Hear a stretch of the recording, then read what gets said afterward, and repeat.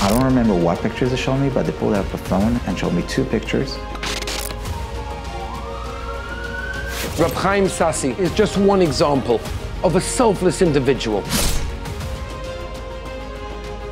A choices that we don't understand, a sugya, parsha in our lives that we don't understand. Remember, there were people in these cars. Every action you bring into this world creates the light. Then why can't I myself identify as a Jew? What am I running from?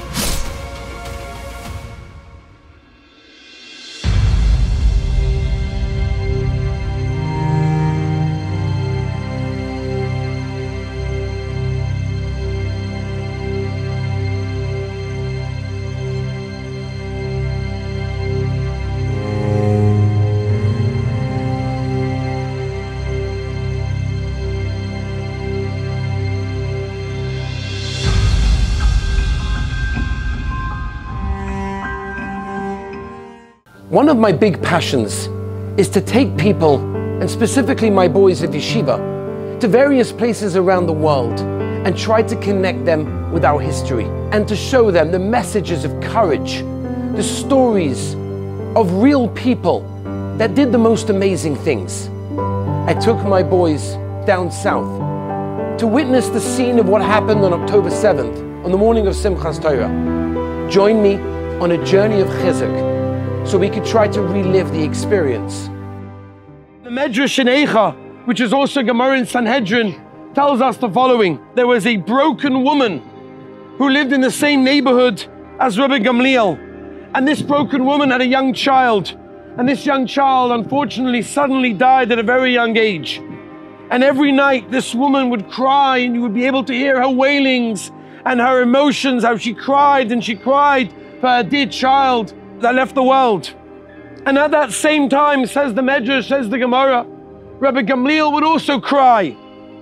Explains the Medrash an incredible idea, that upon hearing the sobs of this woman after losing her child, Rabbi Gamliel would cry. But why did he cry? Rabbi Gamliel cried for the Churban Beis HaMikdash. That's why he cried. That says Chazal, the Medrash tells us, he cried so intensely, his eyelashes fell out. What's curious to understand is, why did Rabbi Gamliel cry specifically about the Beis HaMikdash? Because he heard this woman crying about her child. Rav Gifta Zatzal, amongst many others that say the same idea in different ways. Rabbi Gamliel understood the shoyrish, he understood the root for all suffering of Klal Yisrael throughout all of the years and all of the times that Klal Yisrael have been pained and been targeted. He understood that the shoyrish, the root for all suffering, is the Beis HaMikdash. The fact that we don't have a Beis HaMikdash, that there's a Churban, the fact that every single day that we don't have a Beis HaMikdash, that is the source of all of the tzoros for Klal Yisrael. Says the Gemara, therefore, when he heard this woman crying, he understood, of course she has her individual pain, but collectively, where does it come from? The Beis HaMikdash. The lack of the Beis HaMikdash, the Shechina, the Avodah, that we are lacking in our lives.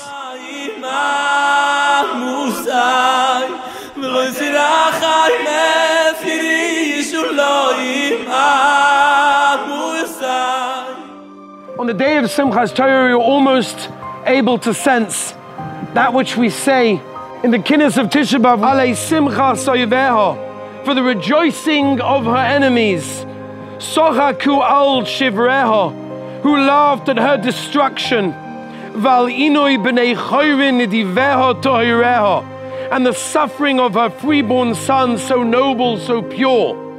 Alei Koilois Mechorfeha, for the voice of those who abused her, Be'is Rabu Pegoreha, when her corpses fell thick and fast, Ba'al Rigshas Magtfeha, and the tumult of her revealers B'soich Mishkan Chatzareha, within the courtyard of her sanctuary. We saw that come true on the day of Simchas Torah, such a terrible day for Klal Yisrael. First responder Yisrael Khan was one of the very first people to leave Yerushalayim and drive down south. He left his wife and his children, like so many other dedicated volunteers, and went right into a war zone.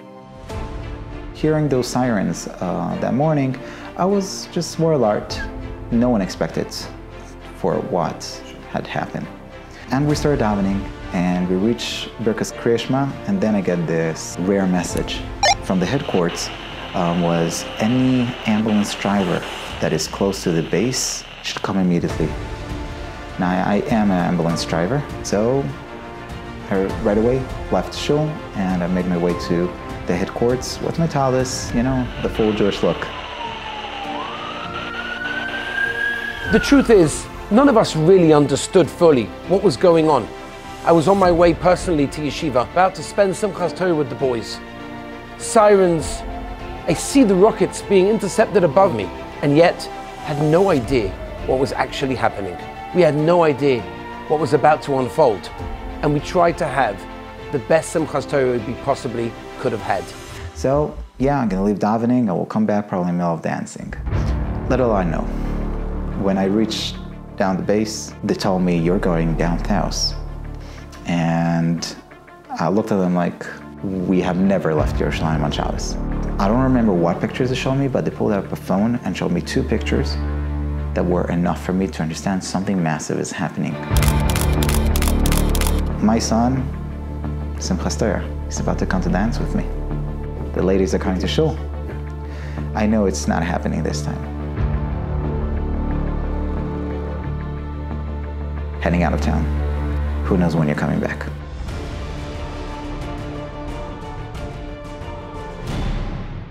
The only pieces of information we're starting to get was through the ambulance channel. You heard from them scare. You heard fear through the voice. And we heard disturbing information. I couldn't understand the amount of bodies they were reporting that they're seeing in one place and in one look.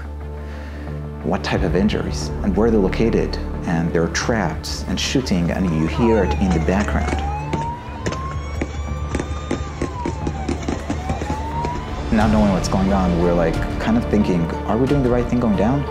But something just continued pushing us. You're driving down. Kadosh Baruch Hu decided you're going. 40 minutes driving down. There was nothing more meaningful to say the kafas of Ana Hashem Mashiachna, Ana Hashem Tzidkana. Driving down, not knowing what will be, we knew we were not going to be able to say it later on, so let's have the time. We barely managed to finish that. The roads were completely empty. It was a very weird feeling. Then we reached the skyline on the number 3 road. We see like a war zone ahead of us. The only way to really describe the events that happened is the Rabbeinu Shalom intervening in the running of the world and sending us a very clear message. The day will go down as one of the worst terrorist attacks ever in history. This is an NBC News special report. We have breaking news out of Israel this morning, where Hamas has launched a surprise attack within Israel's borders overnight. Over 1,000 Hamas terrorists enter Israel from over 30 breached points. The massive wall that separates Israel and Gaza, with sophisticated electronic devices able to stop anyone from tampering with it, were all of a sudden able to be knocked down. Hamas motorbikes and trucks seemed no match compared to the Israeli army's tanks and armored vehicles. Israel was shaken to the core. The unimaginable happened. The nation felt weak, no confidence in their survival.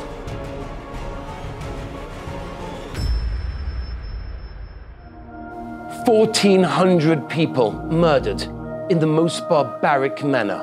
Over 5,500 wounded, many of them seriously. 242 hostages taken into Gaza, including children and Holocaust survivors.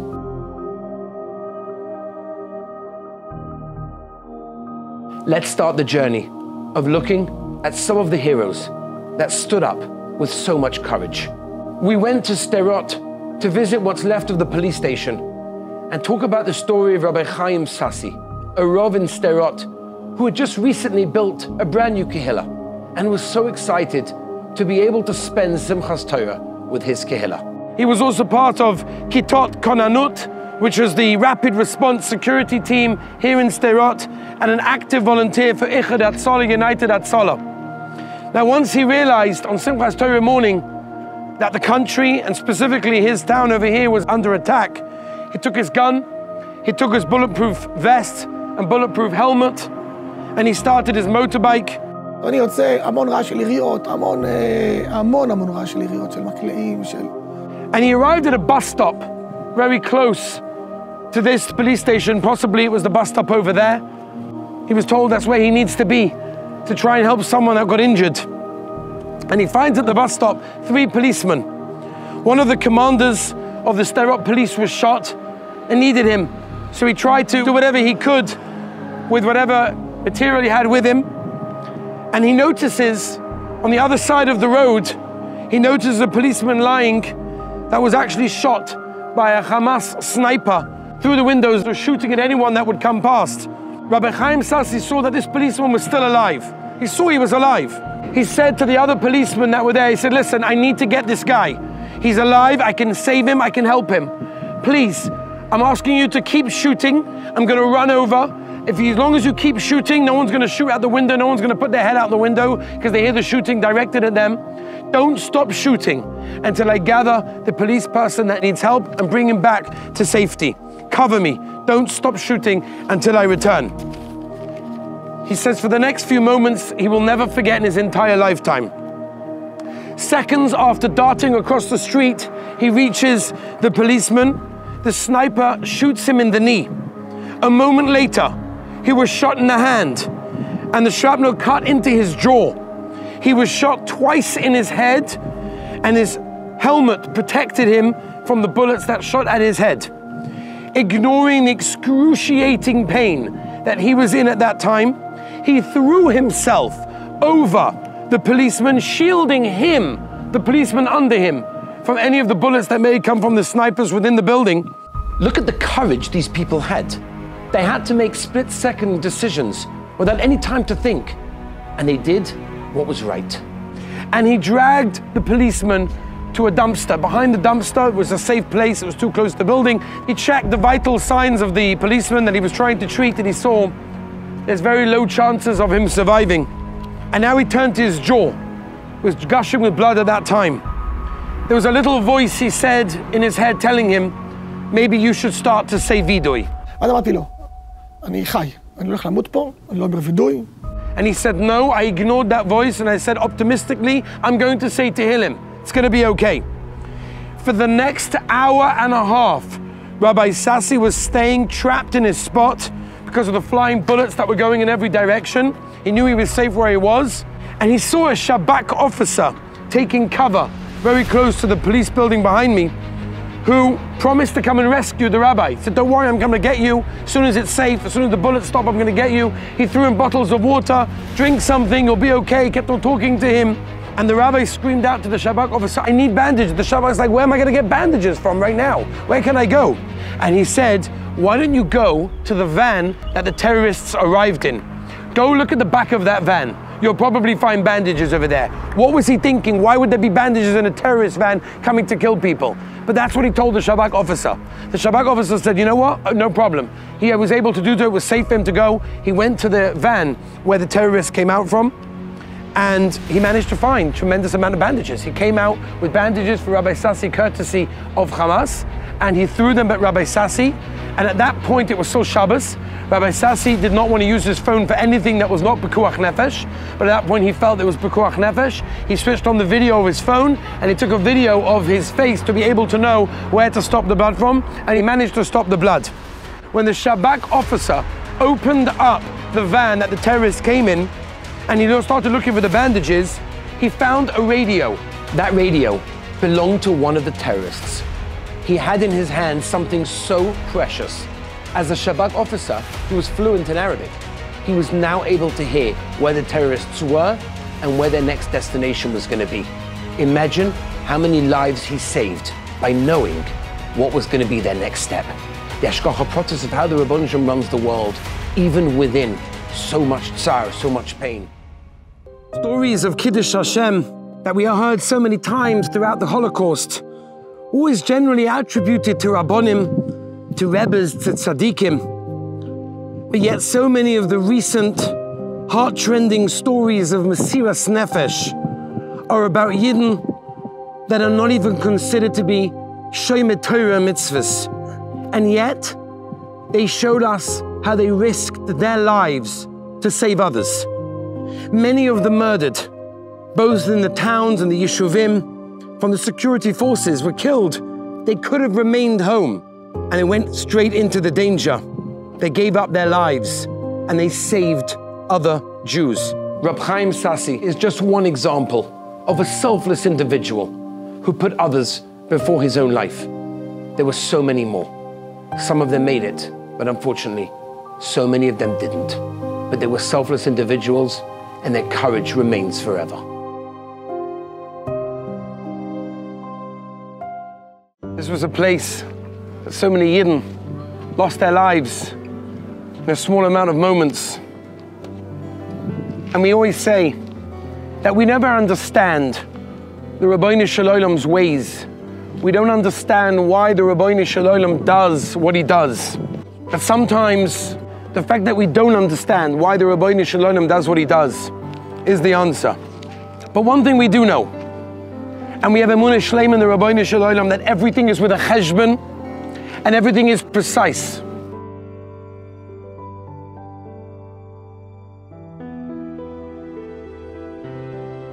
When Rav Shimshon Pincus Zatzal and his wife and his daughter died in a car crash right before Pesach 2001, the world was stunned and devastated to have lost not only Rav Shimshon Pincus, but his wife and his daughter at the same time. Thousands were crying bitterly at the Levaya. Rav Shimshon Pincus' father, Rabbi Avram, I was zeicha myself to hear from him, stood up at the Levaya of his son. And he says the following. He says, when a person is delving into a sugya and you can't figure out pshat in a tosfos, so what do?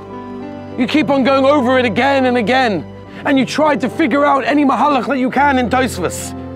And you know what? If you can't figure out pshat after all of that, you know what you do? You keep going, and you go weiter, and you move on to the next tosfos. Rav Shimshon Pincus' father and his son Levaya held up his hands and said, Rabbeinu Shel Olam, we don't understand. I don't understand your ways. It's a shvera tosfos. But what do we do when we hit a shvera tosfos? A tosfos that we don't understand, a sugya, a parsha in our lives that we don't understand. We move on. And we believe be'emunah shleima that the Rabbeinu Shel Olam has a cheshbon. And even if we don't understand it and it doesn't make any sense and it can't be and it's so difficult, but we recognize that the Rabbeinu Shel Olam does everything with a cheshbon. 260 people, 260 neshamas died in this place where we're standing. We've been to Poland, we've been to places where we've heard the most terrible horrors that Klal Yisrael had done to them. And it's so hard for us sometimes to picture, to feel, to understand, to connect. This is something that every one of you who are in the country, an hour and a half down the street, this is what happened an hour and a half from where we were in yeshiva on the morning of October 7th on Simchas Torah. We had no idea what was going on, but we felt something was wrong. Wherever we were in the world, we felt something.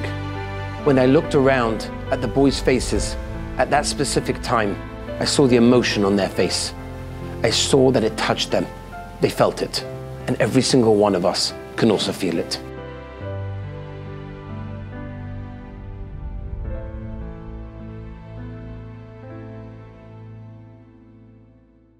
Before I even stopped in that intersection, my back doors were opened and screaming of, get them on and fast as possible, don't get even off the driver's seat, just head straight to the hospital. You need to make it. I look backwards and I get 4 people. Now I'm talking about kind of injuries that no one prepared for. People that have to see paramedics or even doctors on scene before they can even continue to hospitals. It was basically gunshots and tourniquets, missing limbs. I'm not a paramedic.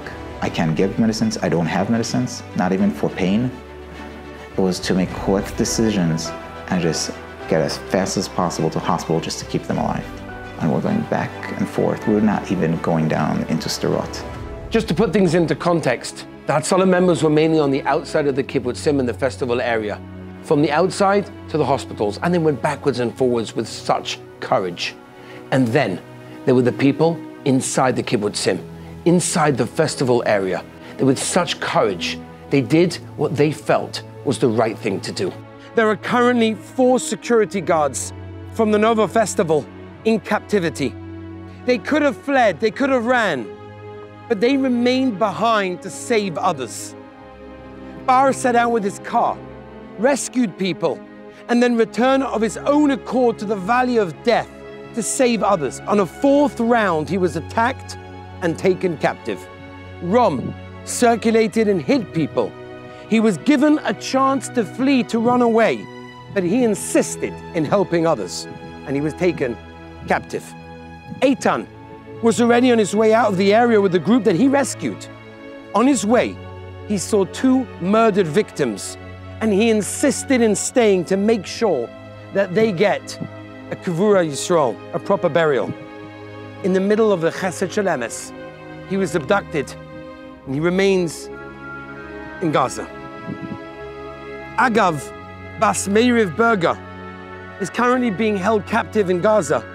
She's a 19-year-old girl who was kidnapped from the Nachal Oz military base. She's not a Beis Yaakov girl, nor did she grow up in Meisharim. She fell captive on Simchas Torah. And it was in those horrid tunnels that she took upon herself Kabbalah's old Torah mitzvahs. She was makabel the yoke of Torah mitzvahs. She davens to the best of her ability and knowledge. She makes brachas on the little bit of food that she gets. And above all, she's taken upon herself Shmira Shabbos. Hostages that were with her in 2 different hideouts and were subsequently released all gave the same report. She took upon herself to keep Shabbos and spends every Friday davening that her captors will not make her be Machal Shabbos. When Hamas terrorists forced her into serving them in their homes, היא מתפללת מלא והיא מברכת על האוכל והיא לא מדליקה אש בשבת והיא מדהימה. she refused to light fires and cooked for them on Shabbos. I cannot, said her mother, begin to think of the violence and cruelty of her captors. But Agam is the strongest person I know and is choosing to lean on her faith and lifting all those around her. Agam's Mesiras Nefesh has generated tremendous chizzuk in her family's neighborhood in Cholon. Her parents established a shul in a little area. It became too small and now they're davening in the chutzah. Her father says she won't believe what's waiting for her. As soon as she comes out, she'll see it. And Be'ez Hashem, they're all going to come out well physically and of course emotionally intact as well. I just want to tell you a story about a Yid called Shalev that fled the Nova Festival, that fled the area that we are currently standing right behind. Shalev grew up in a very Haredi home around Bnei Barak, and for whatever reason, he left Yiddishkeit. He was in the Nova Festival on Simchas Torah, October 7th, when the attack happened. He found a garbage can, and he hid in the garbage can for hours and hours until he realized it was safe to come out. As soon as he came out, he couldn't believe the sight that he saw. Dead bodies lying everywhere, and he couldn't believe, I'm alive, I'm alive. He said later on he found the first base medrash that he could. He took it to Tehillim, and he fell on the Aron HaKodesh, and he was crying. Since then, he's put on tefillin every single day.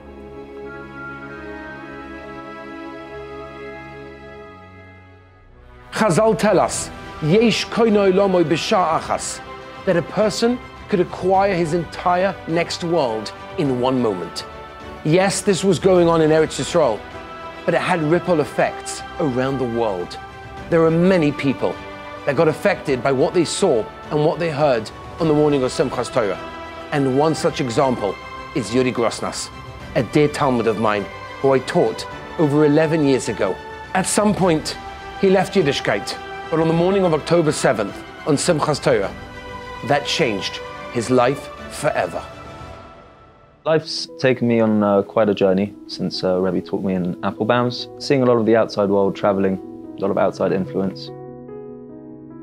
Ultimately, leaving Yiddishkeit, and just really exploring myself as a person, the world, enjoying different foods, different cultures, different people, and everything the secular world has to offer. After a lot of self-discovery, I ended up back in London, living at home, very warm, supportive family. Came to Simchas Torah morning. It's about 5, 6 a.m. UK time, about 7 a.m. Israel time. And for me, that was a perfect time living within a Haredi community where not many people are out and about. I can have my own time to myself, sit on my balcony, listen to some music, smoke a joint. Sitting there, going through my phone, I ended up on Twitter. I see 1 or 2 articles, something's going on in Israel. Okay. It's not that every day something happens in Israel, but it's not a rare occurrence either. Carry on scrolling, and I saw 1 or 2 videos that were quite bizarre, quite shocking. But it still didn't quite hit me that there was a major catastrophe going on. Carry on sitting there, and I followed a few hashtags, and I started seeing some really graphic footage, some really disturbing footage. I looked down at my joint, I thought maybe I'd smoked a bit too much.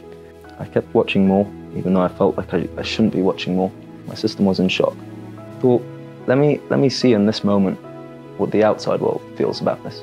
We're talking the first hour and a half when this attack had happened. You would think the outside world, maybe in a week or a month, they might be their regular, media-pushed headlines. You'd think within the moment there would be some sympathy. And going through the comments, all I'm seeing is Hitler should have finished you off, the Holocaust wasn't enough, Jews don't belong here, and just a whole array of comments in that sort of caliber. Sometimes people underestimate us. What can we accomplish in this generation? We heard so many stories about regular people who led regular lives, who were able to step up to the plate and do something so courageous. Deep down, every single one of us has a tremendous koyach, a tremendous power that's hidden within us. It just has to come out. We just have to believe that we can bring it out. And it's sad that sometimes, in the midst of tragedy, that's when the greatest power comes out. We've seen it time and time again. They've tried again and again to kill us, to blot us out of the world. But Klal Yisrael have always come out on top. We've always persevered. We've always survived the hardest things, the darkest moments. There's always light. It's Simchas Torah morning. I'm sitting here in a Haredi community, in a Haredi house. And for a long time in my life, I've been, running from who I am, trying to find purpose elsewhere. And it sort of hit me in that moment that if the secular world still views me as a Jew, they still identify me as a Jew, regardless of what I've gone out and explored and what things I've tasted or discovered, I'm still a Jew at my core. Then why can't I myself identify as a Jew? What am I running from? Within that moment, it gave me a realization that I've got to refocus, re-inspire myself to reconnect with what I want from life and what I identify as, to really figure out what that goal is, what that life purpose is. Carried on through Chag with my family, my friends, a lot of rumors in the community, a lot of people looking at me thinking maybe I have the answers to some of the questions that they're worrying about. I don't feel comfortable telling anyone any details. And over Chag, I found myself really trying to push myself to connect to Chag, Simchas Torah, and what it used to mean to me, and what it can mean to me in the future. Singing with the family, taking part in the meals, and really feeling that reconnection in my neshama, and trying to re-spark myself. That this is a point that we can build from, this is a point that we can grow from. And Baruch Hashem, I had friends and family that have been very supportive of me, whichever route I've taken in life. And they were, of course, ecstatic to hear that I was inspired and wanting to grow. And they offered me a support system to go to shul with them, to keep pushing forward. There definitely were moments, even right at the beginning. I remember the first 3 weeks, Shabbos was easy for me. I love my cigarettes, I love my music, but it was easy for me to wind down and switch off for 25, 26 hours. But the 4th week, I don't know why, but I felt it really difficult. And there were some moments where I slipped over the months, and I would say, it's a song by Joy Newcomb, Sheva Yipul Tzadik V'Kom.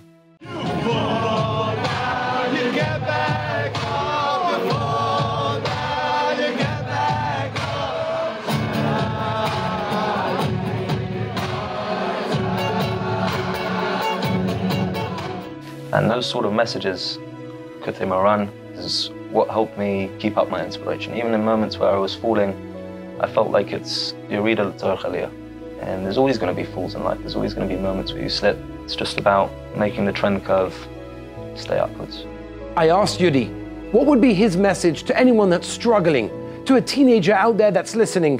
What chizzuk can he give him? One message that's kept me going throughout my life, it's actually from another Rebbe in the yeshiva that I learned with Rabbi Avi, and he once asked me, what is a mitzvah that I love doing and what is a mitzvah that I struggle with? And my answer to that was, one that I love doing is always being brachot, to be grateful. And one of the main ones that I struggled with over a long period of time was Shabbos.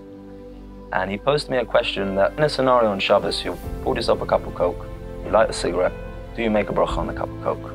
I said to him, no. He said, why not? I said, I don't know, but it just doesn't feel right. And he said to me, but why chuck everything out the window? You're with Hashem in that moment. He knows that you're struggling. He's put a yitzah in you with Shabbos for whatever reasons it is. Why not thank him for that Coke in that moment? Be with him in that moment. Be with God in every moment of your life.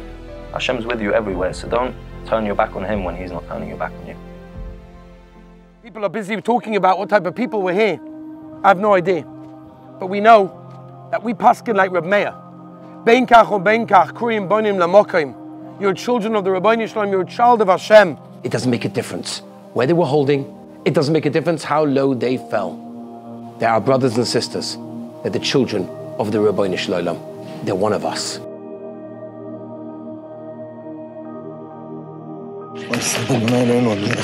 שיגמר בבקשה אלוהים. שמע ישראל, אדוני אלוהינו, אדוני אחד. אלוהים בבקשה תעשה שיגמר.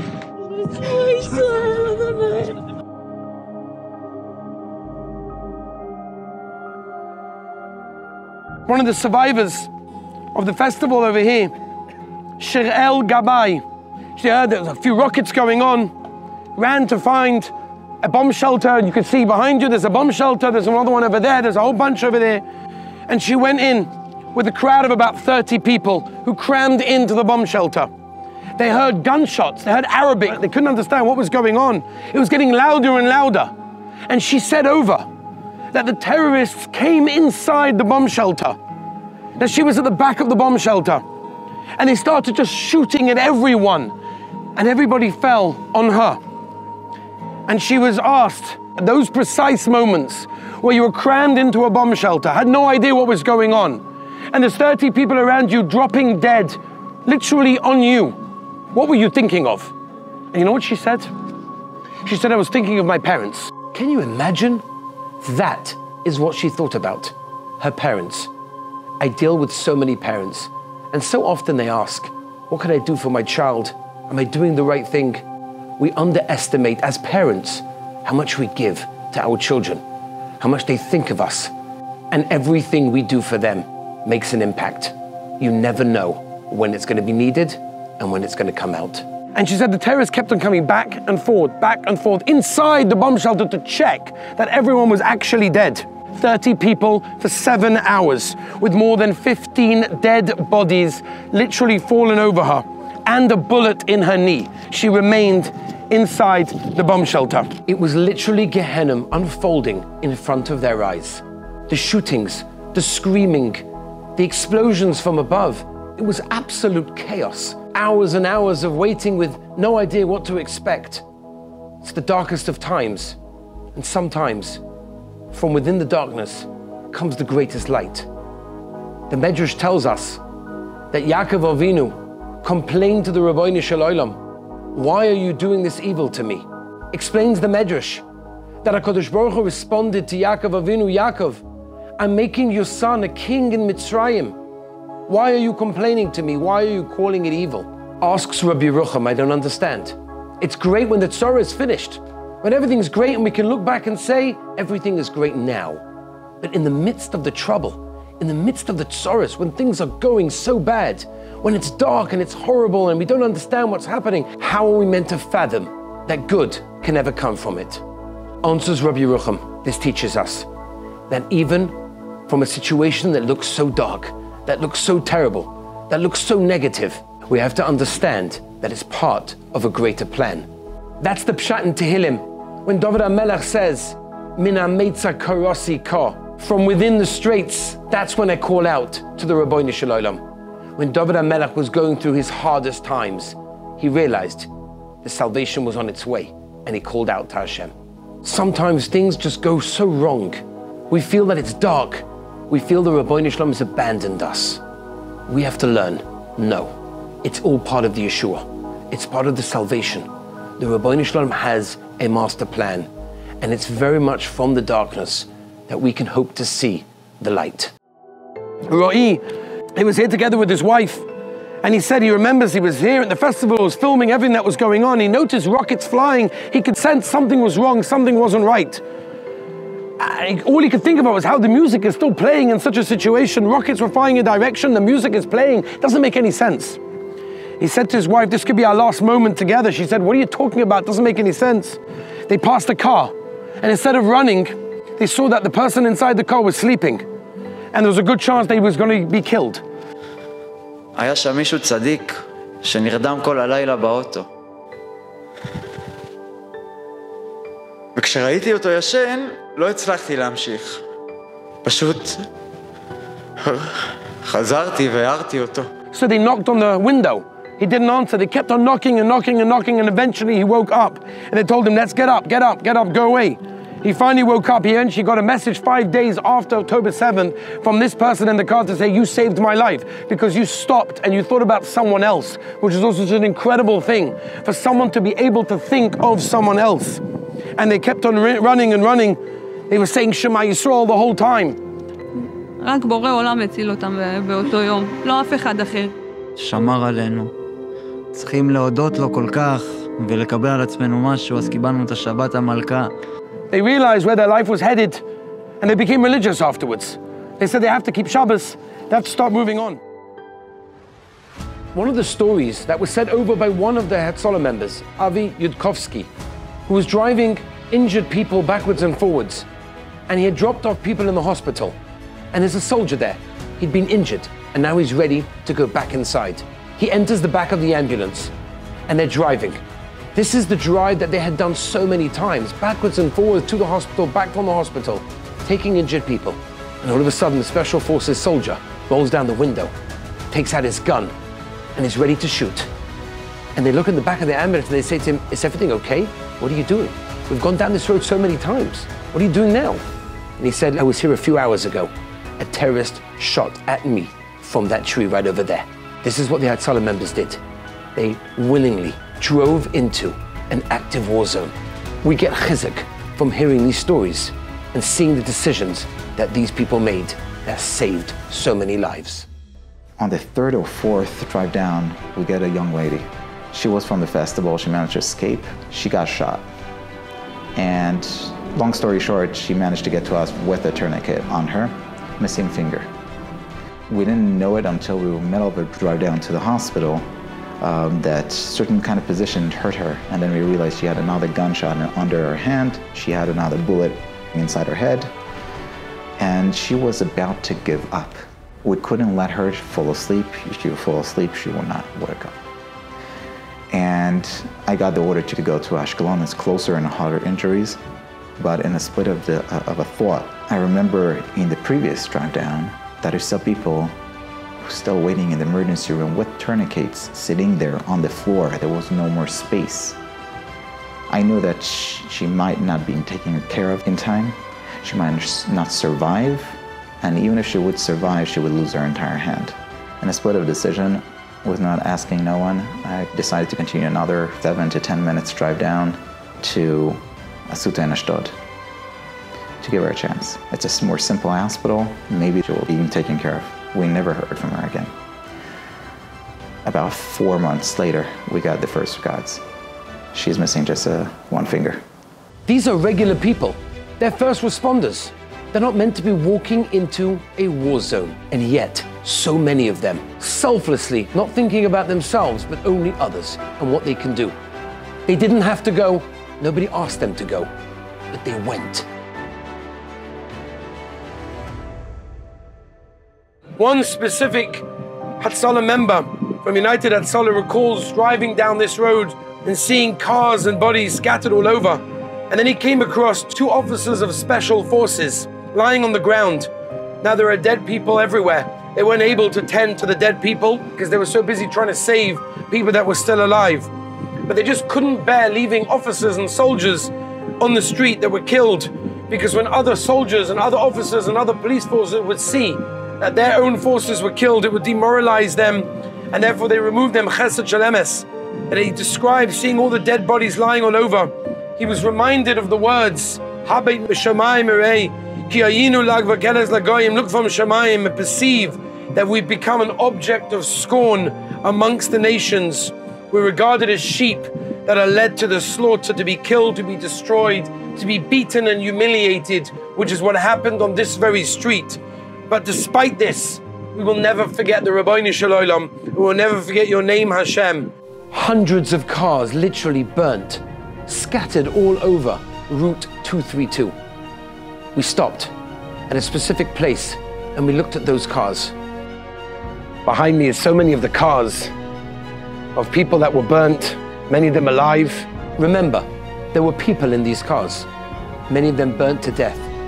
That's what we saw, the death traps that each car was.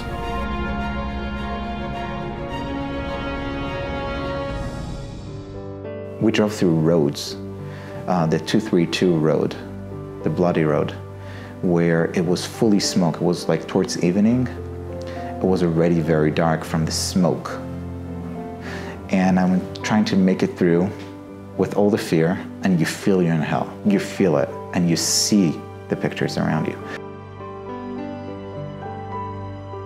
You see cars, you see parts of cars, and they're thrown everywhere, still in flames and smoke, and there's bodies inside. And we had ambulances that stopped to literally just pull out people being burned, just so they will have a grave. And we had bodies and parts of bodies on the road, terrorists and our people, and then trying to maneuver it between everything.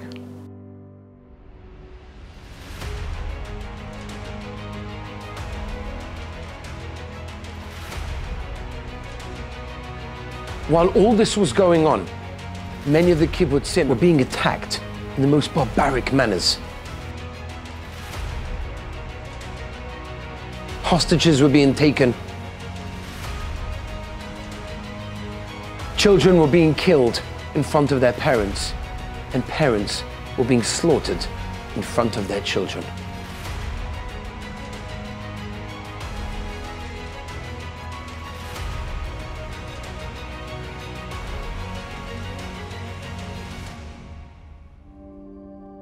We're in Gaza, which is situated about 5 kilometers east of Gaza.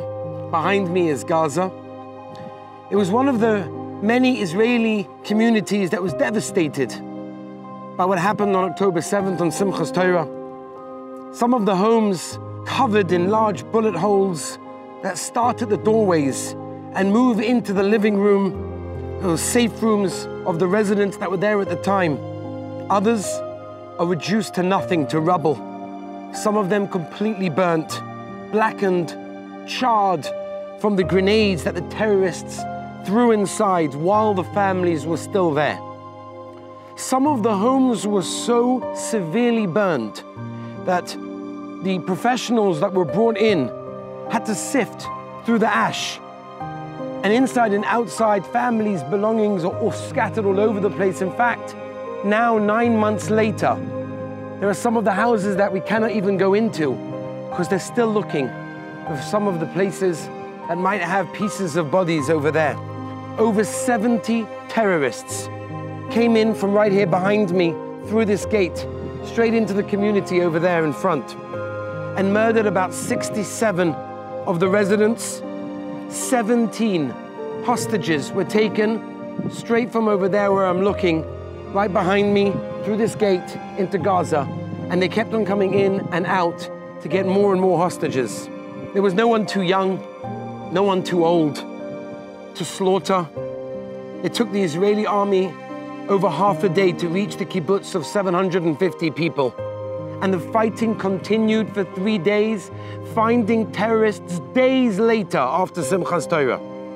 And the attack was so rapid that reporters said that later they came in at the end of the day or the next day, and they found milk and coffee still on the side. It was so quick, they didn't have a moment. Walking into a home and seeing a birthday cake, meaning it was a day that the family was meant to have a simcha, a happiness, a special and joyful occasion, that unfortunately was ruined in such a tragic way. It all happened so quickly. Regular life, in seconds, turned into horror. Imagine what the hostages are going through. Picture their lives before and their lives right now, sitting in darkness, without the realization of day or night. Food, who knows? Is anybody even waiting for them?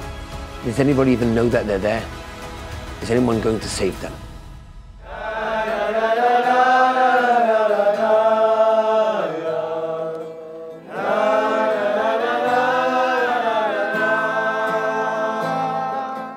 I brought into yeshiva one day a father of one of the hostages, Elchanan Danino, the father of Ori. I wanted the boys to hear firsthand from someone that's experiencing that weight, that has a son in captivity in Gaza.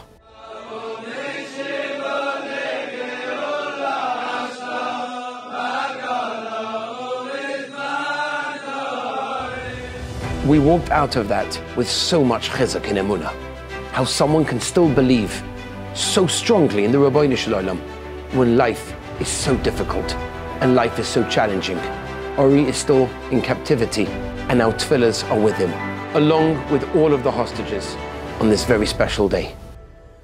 Hundreds of terrorists swarmed into this unsuspecting Gaza border community of Kibbutz Be'eri in what would become the deadliest killing grounds and worst attack on a single community. Residents over here had to fend for themselves for hours. 101 civilians and 31 security personnel were killed just in this kibbutz alone. A community of only 1,000 residents, and a further 30 residents and 2 more civilians were taken hostage by Hamas terrorists. 125 homes were damaged. In the community you can see behind me the devastation of what they did. As we walk from house to house, we'll see that each house represented a family that just wanted to live a normal, happy, fun, successful, fulfilled life. We walked through those homes and we saw it with our own eyes.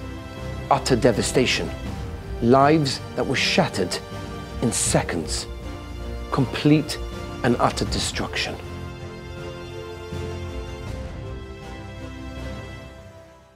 Behind me is the house where 2 of my cousins' children, twins, Yanai and Liel, Hetzrani Hella, 12 years old. They lived with their great aunt and grandfather, who were also murdered.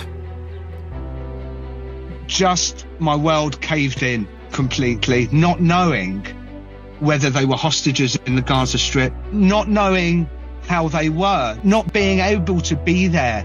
I wasn't able to protect them. But there was so little found of Liel's body that they almost buried some of her toys instead. And Liel's belongings, as you can see here. Which perhaps had some of her blood or something on it, because there was just so little left to even bury. They identified her by literally sieving the remnants. And he said to me when I spoke to him recently, he said, this memory will live with me for the rest of my life. That he was never really able to bury his children in a proper manner. I'll never watch them grow up. I'll never see them get married. And I'll never see them do what all parents want to see their children do. As parents, we all have dreams and aspirations for our children. Can you imagine, on that fateful day, how many parents' dreams were shattered, were gone? There was nothing left. This is where the dentistry was in Kibbutz Be'eri, which turned into a mini hospital on the morning of October 7th, in Simchas Torah, when people started to get injured. So they took this over. So one of the doctors lives across the street, ran over here, and they came in here to treat some of the wounded. And many of the wounded were inside, and 3 specific men that you see behind me came out in order to try and fight the terrorists. One was killed immediately on the street, and then the terrorists came inside and killed all the people that were wounded inside.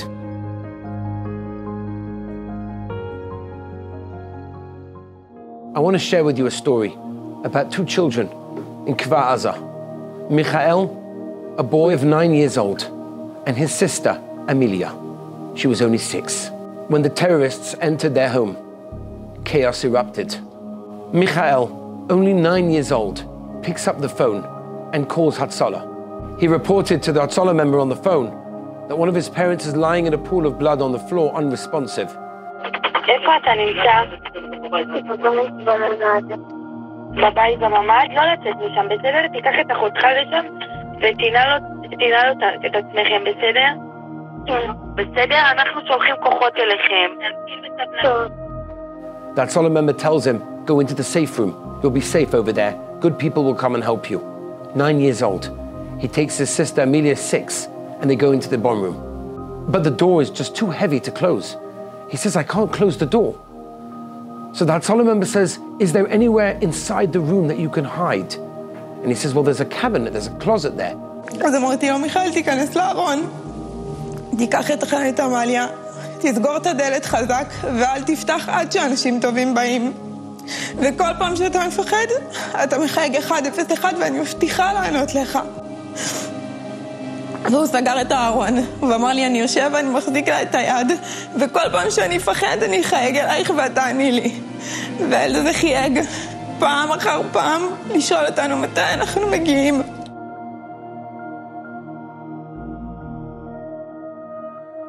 He lies on one, and his sister, only 6 years old, lies on the other one. And for 12 hours, they're on the phone. They don't want to give up. They're waiting. And she's giving them chizzuk the whole time. It's going to happen. Someone's going to come and save you. You're going to be rescued. And 12 hours later, the soldiers came in, and they rescued both of them alive. וואו, ממש תודה רבה. אני באמת... Behind me is the house of our dear friend Eli over here. He was in the safe room. At 11:30, they hear the terrorists coming in. You hear shooting, grenades, start smelling smoke. They're obviously lighting things on fire. And they're going from family to family, from house to house. They've got the bottom floor, and now they've come upstairs to the top floor to his neighbor. And he hears they're making a fight, they're trying to get in. And eventually he smells the smoke. It's getting stronger and stronger. At about 1:30 p.m., when the smoke is starting to come into the room, he's got himself, his wife, and his 3 children. His wife says, I can't take this anymore. Let's jump out the window. It's 2 floors, we'll make it. We'll jump out the window. He says, what do you mean? You can't do that. There's terrorists all over the place. You can't just jump. So his wife, with a small opening of the window, she stuck out her hand and videoed outside to see if there's any terrorists hanging around on the streets. Brought the video back in, they saw there was no one around. They opened the window, he jumped down first, and he ran over to the pergola over there, the neighbor, and made it up around the other end, went upstairs. His 3 children followed. One of his children broke the leg, and then his wife followed afterwards, and they were all saved over there. Tremendous act of courage. They kept strong, they kept going, and he said to them, it was an absolute nace.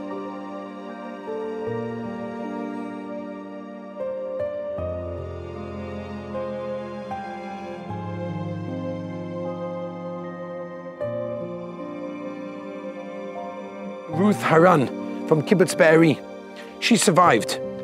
And even though many of her members of family were actually kidnapped, including her great-granddaughter Yael and 6 other members of her family were all kidnapped, she opened the door to her house in Be'eri and she saw 6 terrorists wearing black with a green strip on their head. She said the look was petrifying. They looked like they were about to kill, which is of course what they were trying to do. All of a sudden, she has no idea why, they were called by their commander nearby to go somewhere else, and they ran off. This woman survived the Holocaust, and she was asked, was October 7th compared to the Holocaust? Because there are many people who are saying, how could you compare it to the Holocaust? And she said the following: if a pregnant woman could have her stomach slashed open and they're burning babies in houses, why is that not a Holocaust? That's a Holocaust.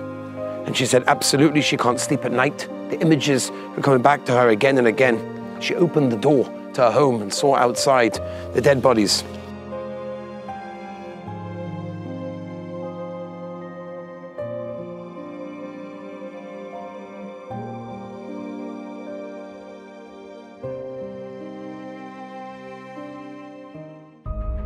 An anguished Yid once asked the Klosenberger Rebbe, while in Auschwitz, Rebbe, he said, do you still say, Atah b'chartanu, Rabbeinu Shalom, you chose us as your nation? And the Rebbe replied and he said, absolutely. In fact, I say it now with more kavanah than ever before. Because had I not been chosen to be a Yid, then I might have been a murderous German. I prefer to be a suffering Jew than a cruel non-Jew. 80 years or more have passed. Mrs. Aviva Siegel, who lived here in Kfar Aza, a kibbutznik who lived with the ideas of coexistence and equality, that everyone should live together, now tells everyone, after I saw how they trampled us and how they attacked us so brutally, now I say, it's a miracle that I am a Jew.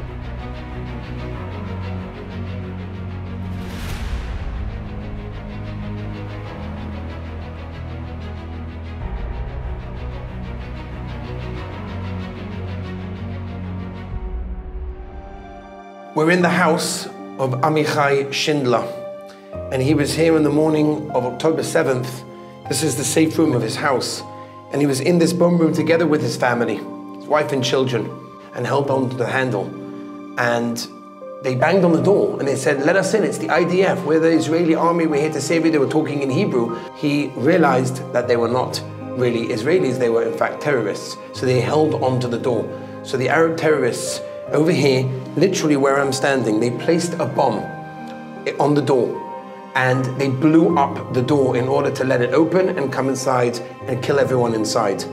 And just as the bomb exploded and the door opened, the security team in this kibbutz distracted them, took them outside and killed them. And you could see clearly the marks over here of a bomb that exploded. And in fact, he said that he had over here on this doorpost where we're standing, he had a very simple wooden mezuzah. And all of the explosions, absolutely nothing got touched. The mezuzah was completely intact, nothing happened to it. And in fact, his family and himself were saved. He was badly injured. And that was what went on over here. So we can just, for a moment, picture, or maybe even try to capture the emotions of a family inside a bomb room and his little children who are petrified, trembling, scared. All the various emotions that children may have in such a situation. Of course, they got their parents next to them, but still the unknown. What's going to be, what's going to happen, who knows if we're going to make it alive, is one of the most petrifying experiences that any human being can ever have, and especially a child.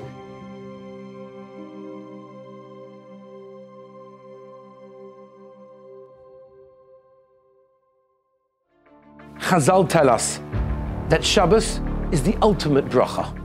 Shabbos is the Makor HaBracha, it's the foundation of all the bracha in our lives. We say in the Zmiris, Ki eshmer Shabbos, kel yishmerenu.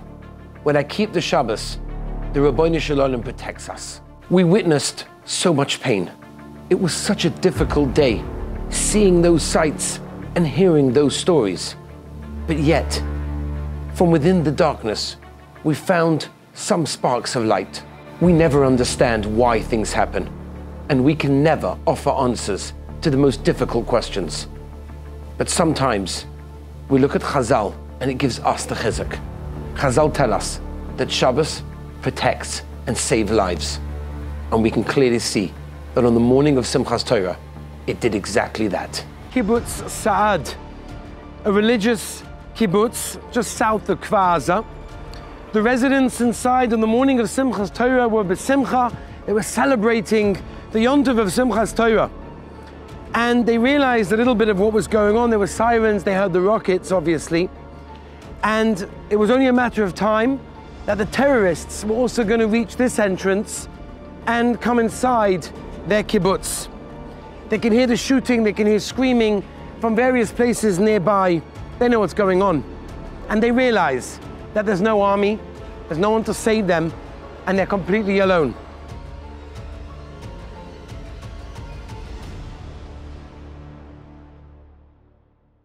all of a sudden, making no sense whatsoever, out of nowhere, appears a tank. A tank driving on the street fast, almost like a car. אחרי 40 דקות מגיע פתאום איזה טנק, משום מקום טנק בודד, נוסע במהירות על הכביש, כמו איזה מכונית, מסובב צרח לכיוון המחבלים ויורה בירי מקלעים מאוד מאוד מסיבי וחזק, כמו איזה אליהו הנביא שמגיע וחוסם את השער. And kills almost 20 terrorists right over here before they can even enter inside. An unbelievable thing which they realize doesn't happen and didn't make any sense. And there were others as well. There's a place called Kfar Maimon, a religious moshav between Beria and Netivot. The gate was closed because of Shabbos Kodesh. The terrorists didn't even enter the gate and they continued on their way. Tifrach, a religious moshav 7 kilometers east of Ofakim, over 1,000 yeshiva bochrim celebrating Simchas Torah that morning. The terrorists didn't even reach there. Tukuma and Zimrat, also religious moshavs located between Sad and Netivot, very close to where we are. The terrorists passed by, but never even tried to enter. And there's no question about it that the Shmiras Shabbos protected them over here and in so many other places. There's an electrifying Meshach Chochmah, written almost in prophecy. He writes, Chilul Shabbos was spreading, people weren't keeping the halacha. But when there's unity, when there's achdus in Klal Yisrael, the anger of Hashem is subdued. But when there's increased disunity and strife, tragedy can follow. The Meshach Chochmah writes this in 1926. The Holocaust was not long after.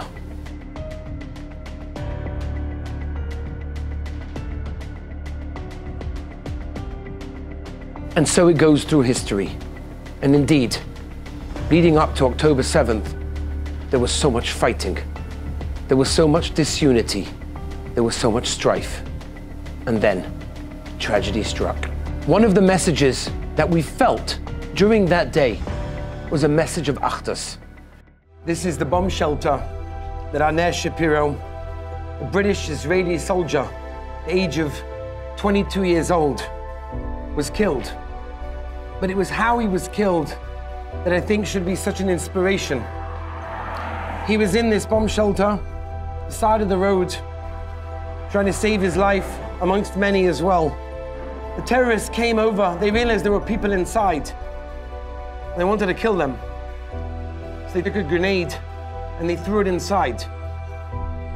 And there's a 4-minute dashcam video from a nearby car that was parked right over here. And you could see the hand of somebody who picked up the grenade, a live grenade, and he threw it out. That was Arnez Shapiro. He didn't just do it once. He did it 7 times. 7 times he picked up a live grenade in order to save his life and the life of so many other people. The 8th grenade, unfortunately, Rachmana litzlan, exploded in his hand and it killed him. But it was the act of selflessness, the act of thinking about somebody else, not putting your life first and running into the corner so I can be saved, but rather, how can I save someone else? We heard it straight from those terrorists being investigated. The way what they were talking about, what caused them to go for it. They were ready for a while, as we all heard afterwards.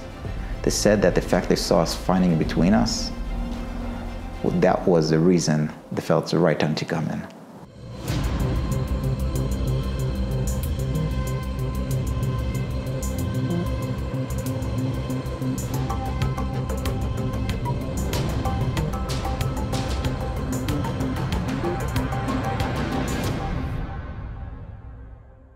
The Maharal explains that even when Klal Yisrael are doing Aveiros, even when Klal Yisrael are sinning, the intrinsic holiness of a Yid, when there is achdus, inspires tremendous rachamim, tremendous mercy.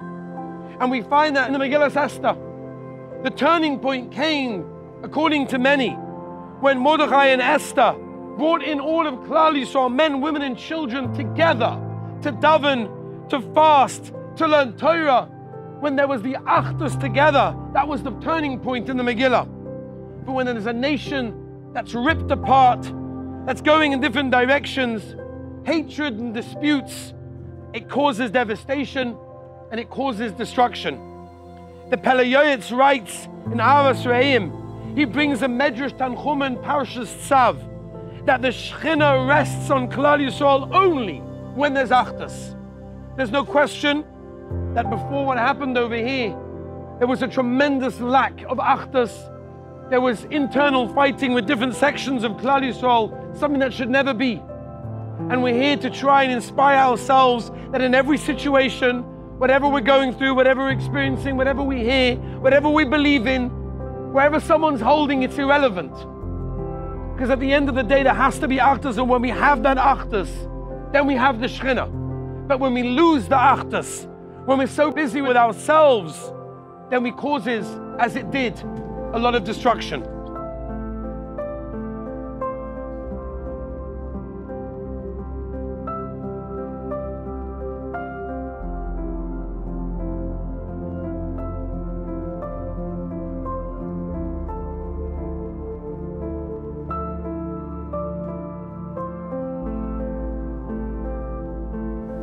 I'm a free man. I haven't been in the army. No one called me to come here. No one made me come here. I have a family at home and a safe Yerushalayim HaKodesh, Yom Tov. I'm smack in the middle of a battlefield, surrounded by terrorists. I don't know if I'm gonna make it out. And we're watching just army cars coming from inside Kfar Aza, hearing the booming, seeing the helicopters shooting down, and I see, Baruch Hashem, some people walking out alive, civilians that were trapped inside. We see injured people as well. We see soldiers injured, and sadly we see those that didn't make it. And we see terrorists as well, captured. And I can't understand what I'm doing there. And then there's a moment that there was a commando, and he came up to me and just gave me a huge hug with no words. And it was a moment that we both were with tears in our eyes, with no words. Looks at me straight in my eyes and he says to me, "You're the last person I expected to see over here. Last week, you were the person I most hated. Now, you're my brother, you're my family." That moment with that commando was exactly what we should feel. It's what we really are. We're brothers. If I believe in serving the army or not, if I believe in his way or not, he is my family. He is a Jewish person. And sadly, we don't need to get to those times, but we are one.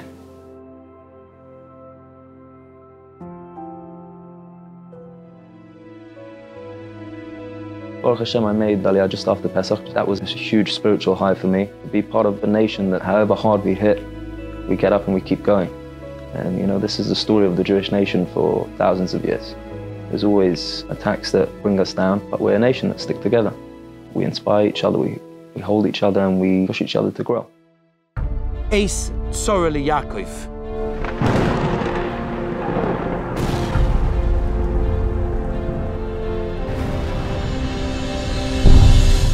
Time of danger for Klal Yisrael. Our brothers and sisters are sitting, as we speak, in captivity, not far down the road in Gaza. Who would have thought that when we say the words, Achenu kol beis Yisrael anasun b'tzoro b'shivya, that we mean it in the literal sense, that we're asking the Rabbeinu Shalom to release those in captivity. The Belzer Rebbe asked the most fascinating question. The Belzer Rebbe said, why don't we start the tefillah with a Yiratzen? Every tefillah normally starts with a Yiratzen. Why don't we start Achenu kol beis Yisrael with a Yiratzen? Zog the Belzer Rebbe, because Achenu kol beis Yisrael, when all of the Yidden are together, when they're all ba'achtas, when we all care about each other, there's no need to say Yiratzen, because the unity and the achtas of Klal Yisrael is so powerful that nothing else is necessary. To one who believes that the Rabbeinu Shalom is the creator of the world, it should be clear to love and respect every single one of his human creations and the neshama that he blew inside every single one of them. Failure to do so indicates a lack of respect for the one that created them. We may have our differences, that's okay. But ultimately, we have to love and respect every Yid in Klal Yisrael. War is still going.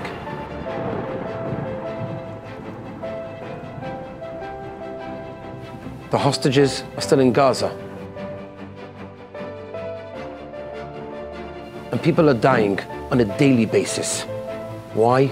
The same reason that the destruction of the Beis HaMikdash happened is the same reason that we're still here in the middle of this war. We don't have the Achdus. Yes, we may have had it for a few months, right after the war began, but we lost something, and we need to continue and be mechazik that Achdus. I wanted the boys to see this, and I want every single one of you to see this. We're brothers and sisters. Every single one of us care about each other, love each other, and want the best for each other. And when we do that, things will change. The Medrash talks about the greatness of Mordechai Tzaddik. Like Avraham Avinu, he stood as an individual against the whole world to spread emunah in Hashem. The Pasuk in the Megillah calls him Ish Yehudi, Jewish person. Don't read it Yehudi, read it Yechidi, one. That means that every single Yid is the only one to the Rabbeinu Shalom. You have a task that is assigned only to you. There's nobody else that can do what you were sent down on this world to accomplish. All the nisyonos that you've gone through, all the challenges that you've gone through are your personal challenges that are tailor-made for you. Think about the people over here that were unable to continue their lives. And we are, Baruch Hashem, able to continue our lives and accomplish and do. The Maral says that we're called B'ni B'chori. My son, my firstborn, says the Maral. What does that mean? A family can only have one firstborn. How can it be that everyone's called that? Says the Maral, if we would recognize and realize how the Rabbeinu Shalom treats and looks at every single one of us as his only child, and the love a parent has to an only child is unbelievable. How much greater the Rabbeinu Shalom loves us. We're a child to the Rabbeinu Shalom, and he's waiting for us. And he wants to inspire us, and he wants to connect to us. But we have to make the first step. This production was brought to you for no charge whatsoever, because we really felt that the message was so important, we wanted everyone to hear it and get the chizzuk that we got from it. Take a part in all the thousands that are listening on this day and allow me to continue doing what I do. We've seen utter destruction. Families being wiped out, homes destroyed, lives changed forever. We felt the pain. But we also heard the stories of miracles, of perseverance and courage, stories of selflessness and achdus. That's the light from within the darkness. That's so difficult to see.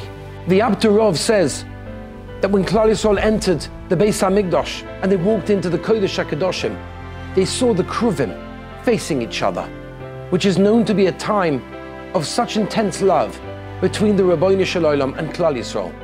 And he asks, how can it be? How can it be at a time of so much destruction, Chorban Beis HaMikdash, that the Kruvim at this time are facing each other? Says the Abturov, it's the time that the Rabbeinu Shalom sends us away, that there's so much pain, that there's also so much love. And it's the time of the Chorban, when HaKadosh Baruch Hu had to put us in exile, where there was so much love between us and the Rabbeinu Shalom. We have to remember, we're living in dark times. We're living in times of so much pain, so much destruction, but yet, Chazal tell us, don't worry, the Rabbeinu Shalom is with us with so much love in every one of our lives. Tzoros, hardships, are meant to change us as people. They're meant to improve us. They're meant to get us closer to the Rabbeinu Shalom. The Medrash asks, how is it that right after Klal Yisrael left Mitzrayim, all of a sudden Paro starts running after us? Asks the Medrash, why would the Rabbeinu Shalom do such a thing? Why would the Rabbeinu Shalom release Klal Yisrael from their slavery and straight after have Paro running after them? Answers the Medrash as follows. Because when Klal Yisrael were in Mitzrayim, they were in a hard time. It was difficult. They were davening to the Rabbeinu Shalom. They felt the pain and they had that connection. But when they left Mitzrayim, they were free. And all of a sudden, there was no more connection. It says the Medrash, sometimes the Rabbeinu Shalom sees our disconnect and says, I want you to connect again. And therefore, the Rabbeinu Shalom brings tzoros to our lives to enable us to reconnect. The tzoros that we just witnessed and the tzoros that we're currently going through have a purpose. And that purpose is for us to be able to turn to the Ribbono Shel Olam and to reconnect our relationship with the Melech Malchei HaMelachim. The Chofetz Chaim asks the question, how can we possibly dream of bringing Moshiach? The Tanoim, the Amoraim didn't do it, the Rishonim, the Achronim, Rabbi Akiva Eiger, the Chassam Sofer, the Baal Shem Tov HaKadosh, the Baal HaTanya, none of them could do this. And we, little us, is going to bring Mashiach? It's not possible. Explains the Chofetz Chaim that our deeds in this world mean so much to the Ribbono Shel Olam, way more than what their deeds meant at the time that they lived. Because of the nisyonos, the trials and tribulations that we go through in our lives in this generation. Every small thing we do means so much to the Ribbono Shel Olam. The Ribbono Shel Olam wants your Torah. He wants your Tehillim. He wants your davening, Hafrashas Challah, your Negelwasser, your tzitzis, your tefillin, your chesed, whatever you can do. Every action you bring into this world creates the light from within the darkness. And we're living in a dark generation. So the smallest thing we do brings in the greatest light. That can bring Mashiach. In the schos of so many that died then on that day, and every single day until today, and the hostages, and the tzoros that Klal Yisrael are going through, and there's so much tzoros, it's too much for us to bear.